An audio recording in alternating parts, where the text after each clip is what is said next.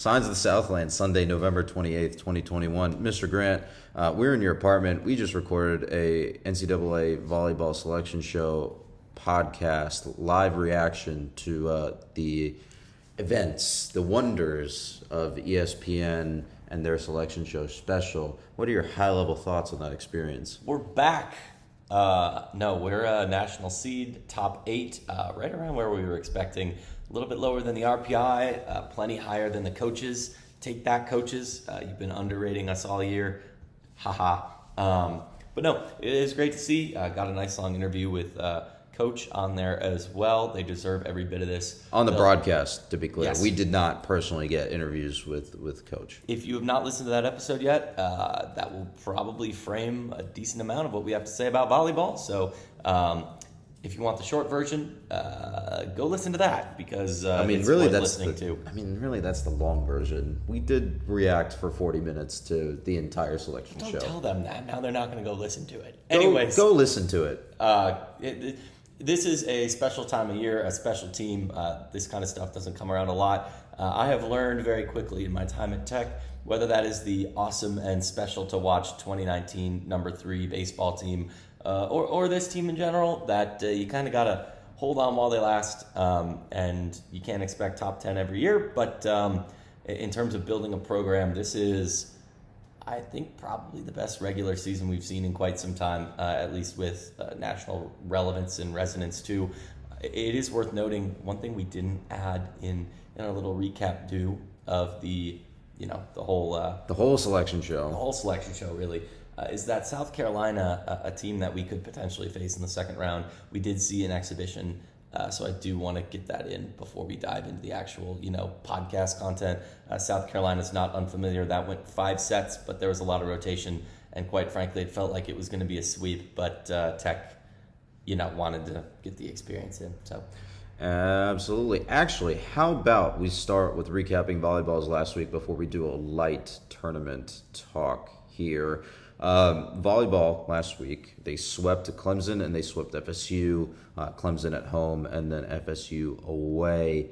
The FSU one was like a crock potting. I watched, I think, most if not all of that. Tech let FSU stay in that game for most of the first set. I think it was pretty close. I think it was within 4 points.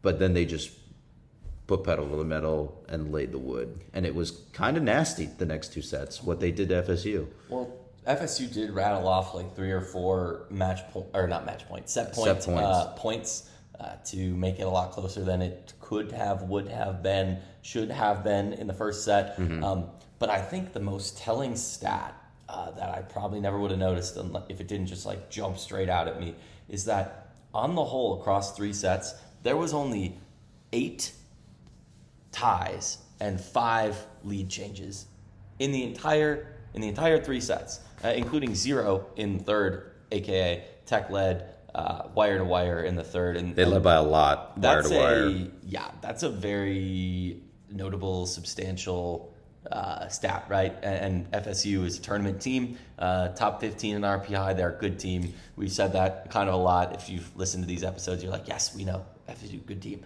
And Tech made them look like butter, and Tech was a hot knife. Yeah. So good to see, and then Tech did take care of business against Clemson. It is worth noting that of the 6 sets played this week, they had their opponent's attack in the negatives in 2 of the 6 sets. And Tech almost hit 600 in the first set against Clemson, which was a 25-7 win, I believe. So. I think FSU almost came close to posting another single-digit set against Tech. Yes. But I think that Clemson one makes it 2 on the season. Yes. There was 1 versus Virginia, and that would also be the second one. I wanted to see another one versus FSU, but I'm a sicko. So yeah, both games were done in less than an hour and a half. It is worth noting that one of the things we said coming off of Louisville and Pitt was that it's tough not having a get-right game, only playing 1 game on a Friday against a top 3 team.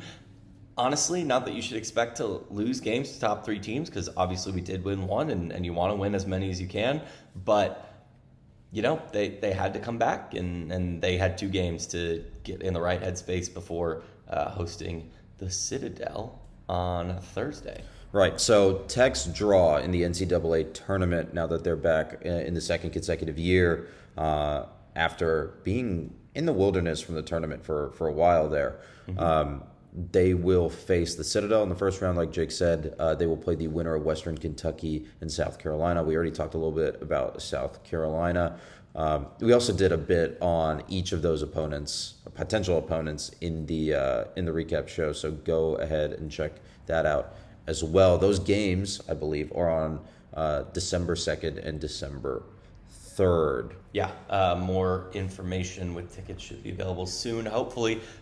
Personally, I know as a season ticket holder, I would hope that I just get them handed to me, which would be very nice. But again, that is pure speculation. We don't know any more details on that other than... At least at press time. Yeah, other than what we know here at press time. It is Sunday and we both have to work in the morning. So, yeah, this is why we're going a little fast, and totally not why we did 40 minutes on just women's volleyball earlier. I really thought we were going to have time to like jam in women's basketball and men's basketball and football talk in between that, but it just kept coming. So, yeah. If you want a more extensive recap, go check that out. But great to see with the ladies as well. Go give them a follow, tune in on ACC Network, all the jazz for these games, because like I said, this is a special thing and you got to appreciate it while it's here. Absolutely. Because we did 40 minutes on women's basketball, women's volleyball, we'll now pivot over to women's basketball. Let's talk about their one game last week, which was a win over Hofstra. The Hofstra Pride. They're a proud team. Georgia Tech needed a bounce back after losing a game they probably shouldn't have lost to Auburn. They fell to the poll. They were back down to receiving votes at I guess an estimated 26 in the AP. 25th in the coaches as well. So precipitous, as one would say. The notes for that is Tech needed to bounce back definitively from their loss to Auburn, and looking at that first quarter in which they outscored the Pride 18-4, I'd say they did. Kind of laid the wood here. Yeah. They won 65-32 on the game, shot about 45% from three, which is a nice increase. The free throws still a little bit left a bit to be desired there. Without Loyal McQueen for another game, not really sure what's up there. We did note that Kiara Fletcher is out indefinitely, presumably for the year, based on what we heard on the broadcast. We did also, I know this is quite the list at this point, lose Lodemai Lottinen in the second quarter of the Hofstra game. She had already scored 15 and gone 5 of 6 from the field, including 3 of 3 from three-point land and 2 of 2 from the stripe. It was her first big breakout game of the year, so tough to lose her. But was there an update after the game on her status? I was going to say I didn't see any press conference or anything like that, so we'll have to play that one by ear. Again, once you get out of the realm of football and men's basketball, it gets harder and harder to determine some of this stuff. So yeah, absolutely. I mean, that was the only game of the week for them. Mm-hmm. I think you're right. It's a get-back game. But now they start hitting some really high notes moving forward because they have the ACC Big Ten Challenge coming up next. They'll be versus Purdue. I had the date in front of me, and it's not gone. It's the first. That's a 7 p.m. tip. So that's Wednesday. And then they go to Athens. They'll play a game there. I think that's noon, top of the hour. Well, you know, it would help if you had the shot sheet back in front of you. I had the notes on the game up. But Purdue, 7 p.m. Big Ten Network on the first. That'll be a nice lead-in to the men's edition of the ACC Big Ten Championship, as will the game on 12-5 with Tech playing at Athens at noon, and then the men at home against North Carolina. So a lot of double features in basketball this week, and should be, I'd say, an insightful week. Purdue's 5-2. Athens is 27th receiving votes in the polls. So, you know, these are teams that are going to raise the bar a bit over kind of what we've seen this past week from Hofstra. So yeah, and a note on Purdue. I think there was a little bit of talk about Purdue playing, I think it was Florida State this weekend. Purdue looked a little shabby and then kind of laid the wood on Florida State. And Florida State's a pretty good ACC team. Yeah. So that's something to keep an eye on. I will also note, following the Athens game, it's UConn at home. So, Gonna want to get some wins while you can this week. We're in danger.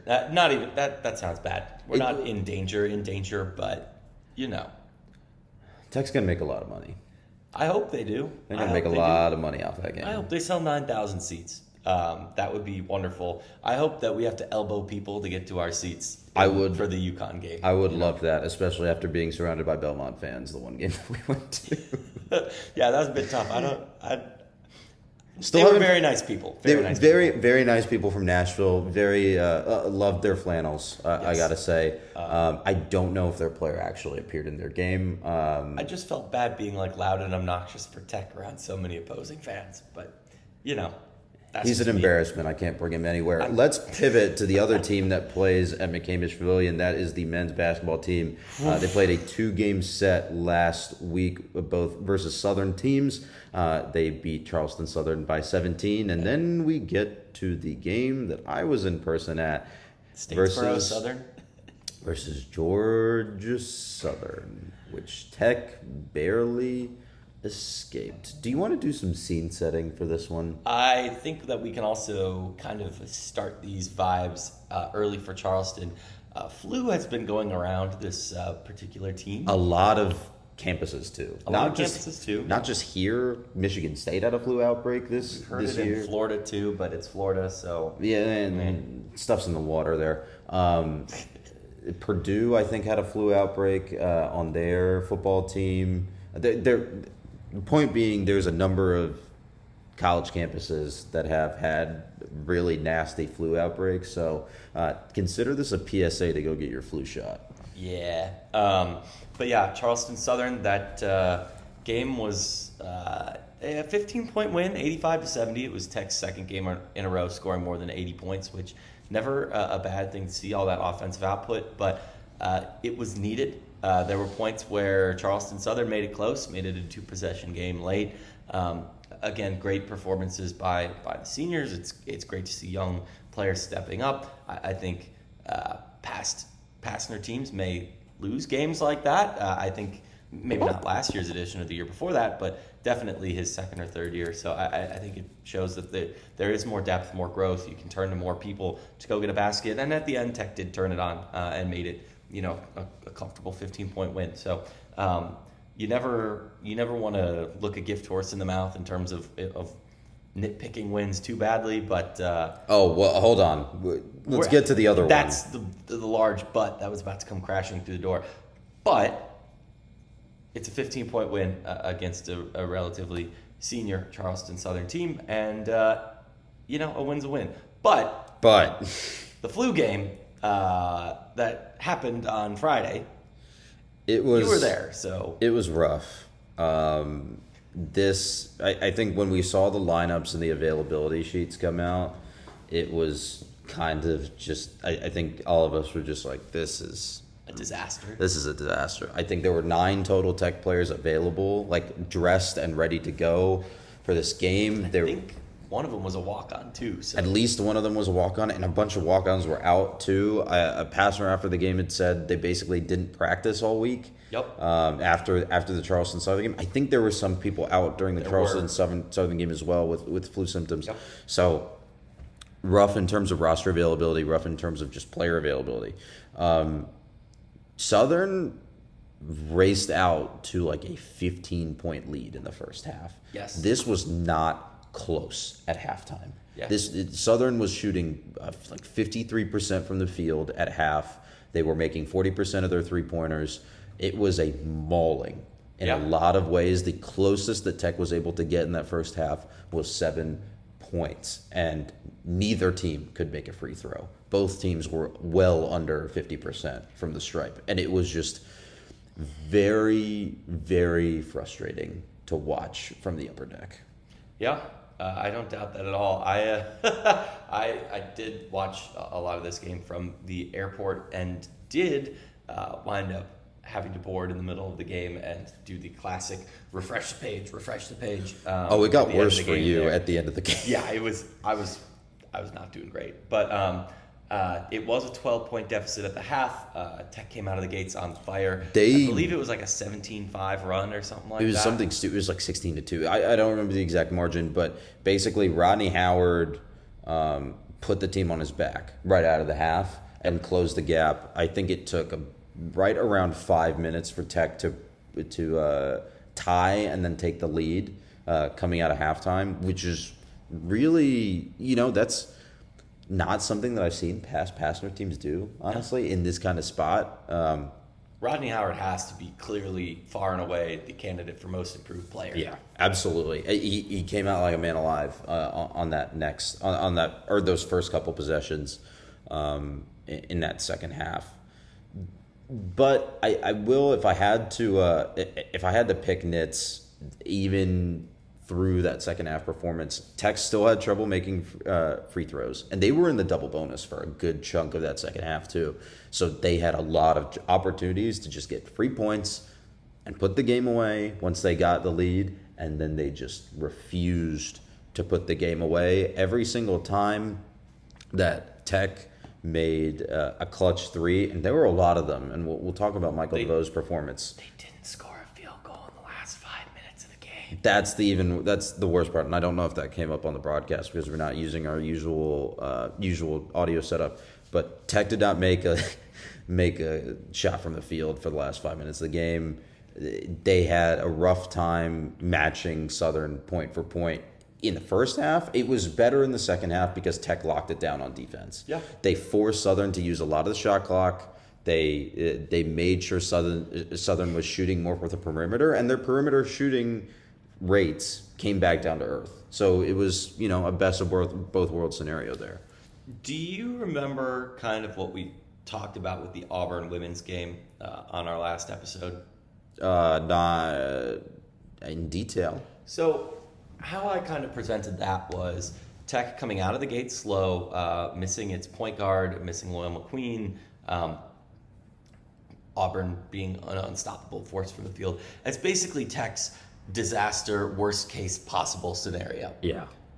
I think this is arguably even more disaster year for the men's team. Yes, because that's a word. Having 9 players coming out against a team playing with their hair on fire, having your star and your best player out for the first 10 minutes of the game with flu-like symptoms and basically deciding I'm going to will my way to be in this game. And Michael DeVoe obviously comes out and has a very necessary performance. But that Georgia Tech was dealt the perhaps worst case scenario it could be dealt. And granted, it's not like you're playing, Gonzaga or anything in this game. But you need to get a win, and they found a way to win despite rolling the dice and everything coming up twos. And if you don't play craps, that's not a good thing. So they rolled a natural one. Natural one? Natural one in D&D. That's a reference that our audience will understand. I mean, yeah, but I don't understand it, so that I sucks. assume it's bad. That sucks for you. Michael DeVoe, 30 minutes played, 50% from the field, 55% from three-point range, 26 total points, and he did all of that while playing with flu-like symptoms.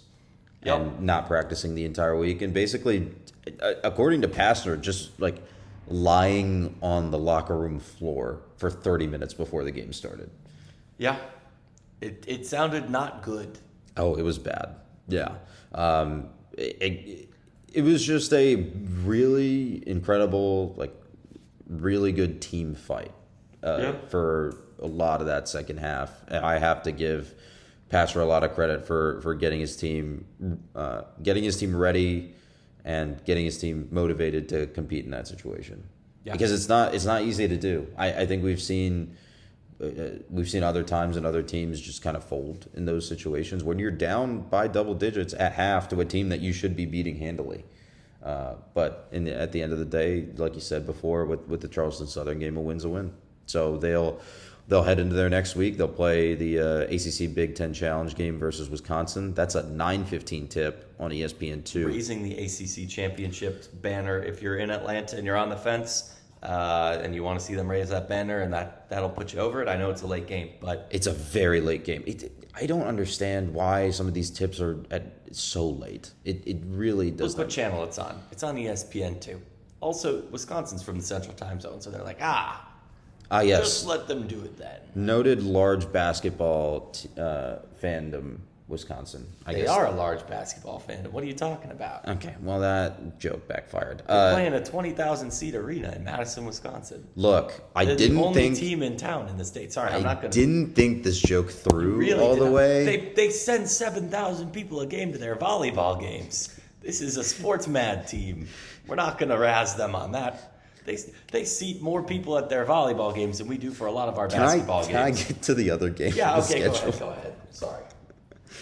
December 5th versus North Carolina. That's a 3 p.m. tip versus on ESPN. Both of those games are preceded by women's basketball games, so tune into those when you get the chance as well. Note for the North Carolina game, that is the first time we'll be seeing a Roy Williams-less North Carolina, and presumably also Dean Smith-less North Carolina team in 30, 40-something years? Yeah.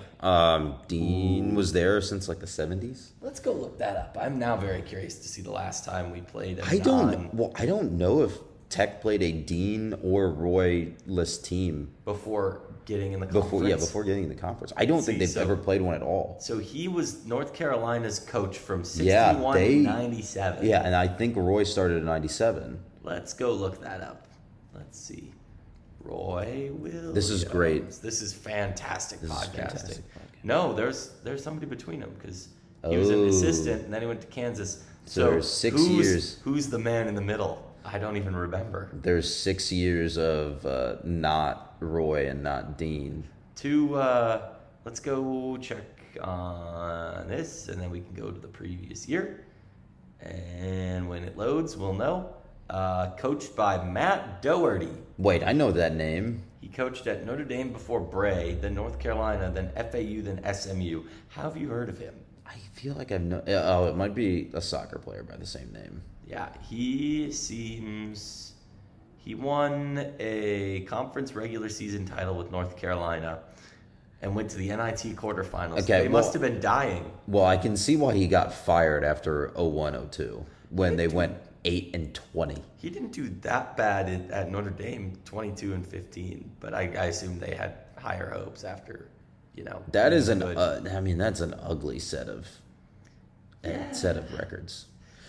Anyway, yeah, we're now rambling. Hopefully we have a Matt Doherty on our hands.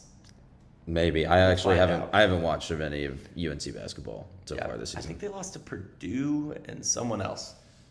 Honestly, you could tell me that they beat like Florida Gulf Coast or something, and I think I'd believe you. The one thing I will note is that Wisconsin did just win their little tournament thingy, so not great for them. Yeah, they also lost to Tennessee, but have beaten UNC Asheville and Charleston, and also 2 other teams that I am unsure of. But yeah, they lost 4-2 on the year. Yeah, they beat Loyola Maryland and Brown and Charleston and Asheville. So they have not beaten a major team yet. They lost to Purdue and Tennessee. Their ACC Big Ten matchup is Michigan, number 20 Michigan. At the same time as us, so they get a late East Coast. I bet that one's the one on ESPN. Let's check, but I'm almost certain you're right. And it won't say. Oh, well. Google, so reliable. Let's move on to a subject that neither of us want to talk about. How about you start? I don't think we've talked about football on this podcast in like the last 3 weeks. Here's my stance, and I'm going to try to put this as politely as possible.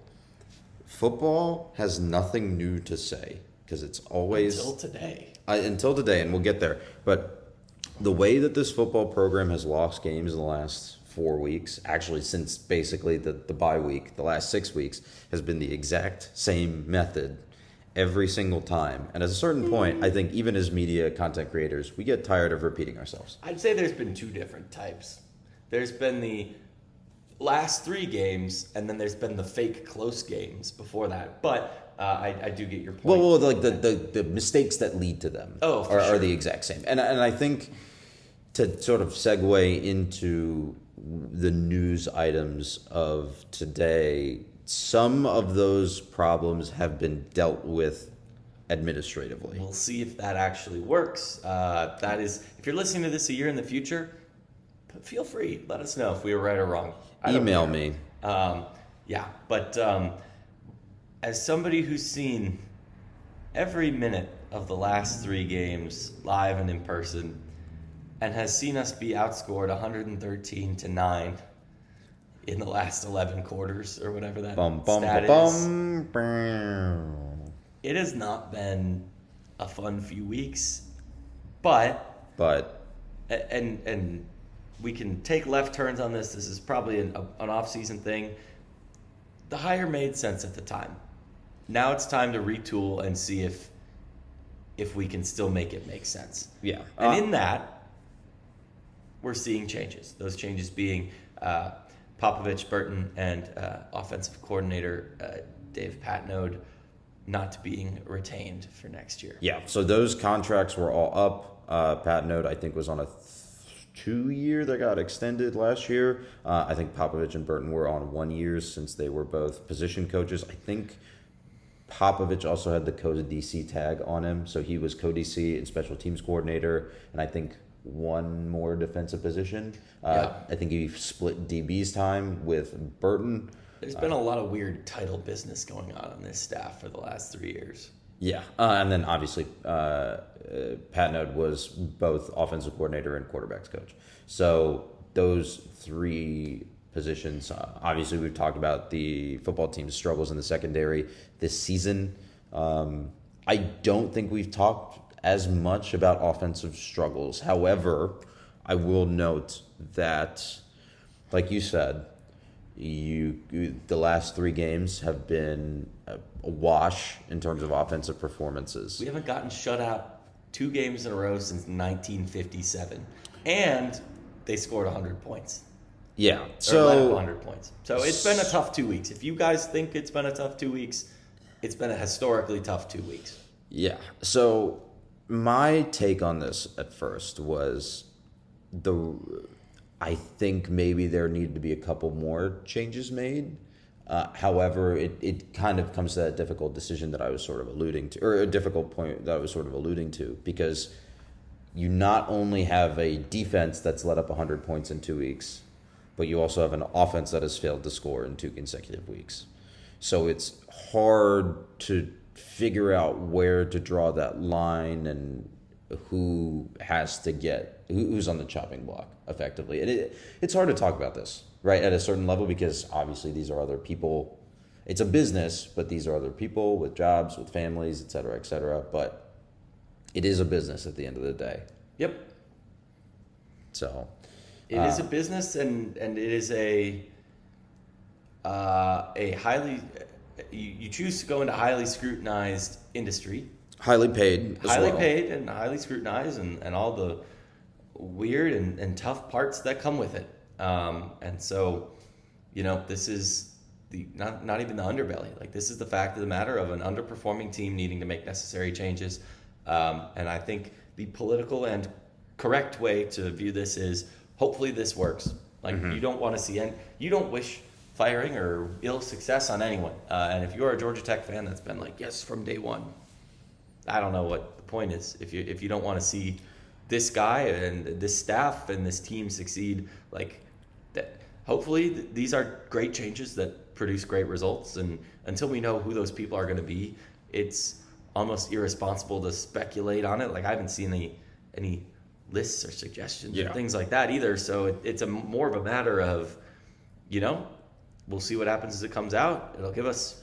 It'll probably suck up a lot of the air around this volleyball postseason stretch, and women's and men's basketball having fun and solid teams in years, and that's the nature of the beast. And we can take left turns into how this reflects on the athletics as a whole, but hopefully it works, because unfair or not, a lot of people's public perceptions of this program, of this school, of this athletics department is based on one sport, and that being football, and are arguably the one that we are seeing the least success in right now. So if you're here and you've listened to this podcast this long or know us, then you know all the other great things that are going on, and we just talked about a bunch. And we just talked about a bunch, and we presume that you kind of fall in the same line. But if you have insight, if you have comments, questions, if you want to hear us talk more about this, as always, just let us know. But at this point, I don't know anything else other than there's been 3 changes, and we'll see who's filling the shoes next. Yeah, a couple of things I want to say before I think we should either get out of here or move on because this isn't necessarily a topic that we're specifically well versed in. But number one, obviously, like I said, this is a business, but these are also human lives that we're talking about, and other human beings that we're talking about. So obviously, hope Popovich, Burton, and Patnode and their families can find a safe landing spot. And from all accounts, wonderful folks. Yeah, wonderful folks. Obviously, we haven't had personal conversations with it, but a lot of talk on the Twitterverse. They're pretty good guys. I think another thing to note, and I had a train of thought. I don't want to make any. Right now, sitting on November 28th, 2021, I don't want to make any particular declarations about the coaching staff and what happens from here on out. I certainly have a lot of thoughts, and I think we can talk about them on a different show during the off season. But like you said, these are necessary changes in order to get the program out of a 3-win season rut. Yep. The fact of the matter is that the current coaching staff, as constructed in 2019, has 9 total wins. The bar is higher. It needs to be better. That is all I will say on that subject. Yeah. I'm not going to add any more to what you did because it'd just be us talking in circles. Or we've done that before too. I've had to edit that. we have, and again, there's more detail that comes out of that's probably more suited for an off-season show, or maybe if it's slow in January before tennis and swimming and golf pick back up. But yeah, I will say we're speaking very coyly at a certain level, but it's not because we know other things. We really don't know anything. This is not our area of expertise. This is a volleyball podcast that we sometimes talk about football on. This is a volleyball and women's basketball podcast, as I've always said. But baseball. I love baseball. Baseball season is soon too.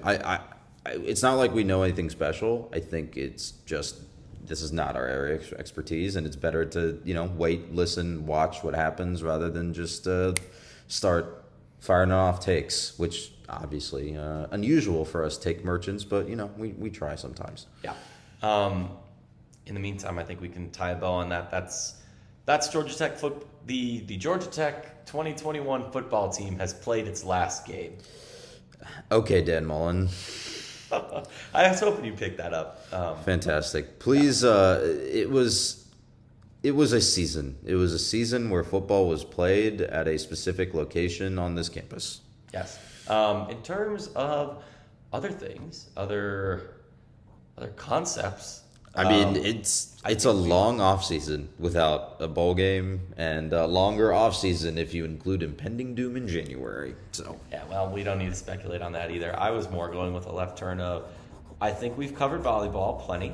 I think we've covered. Sure have. There's only one women's game for basketball. There were 2 men's games. About there, we talked about both the men's games. I think we're done. I think we can let it lie. It's the quiet part of the middle, it's not springtime yet. So it's not even close to springtime yet. Time is a flat circle, and we have not entered that part of the circle yet. Yeah. Well, plug your stuff. Plugging stuff. Go back and listen to the volleyball special if you haven't already. If you do not have plans yet, go make plans to watch what should be a very interesting week. There's only 5-6-ish Tech games this week, but in terms of watchability, all of them are postseason or Power 5 matchups. So make time for volleyball, for women's basketball, clean old-fashioned hate, ACC, Big Ten challenge for the women and the men. From therumbleseat.com is where you can find us. We write sometimes or weekly, depending on the week and the mood. You can find us FTRS blog on Twitter. I'm Jake Grant 98 on Twitter.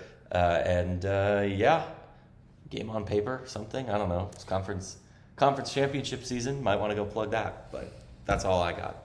That's all I got too. We'll see y'all for a longer form episode on, let's see, we'll have 2 women's games, 2 men's basketball games, and then hopefully 2 volleyball games to talk about next week. Yeah, and we'll see a lot of it live. So a lot of opinions for next week. Fantastic. We will see you then.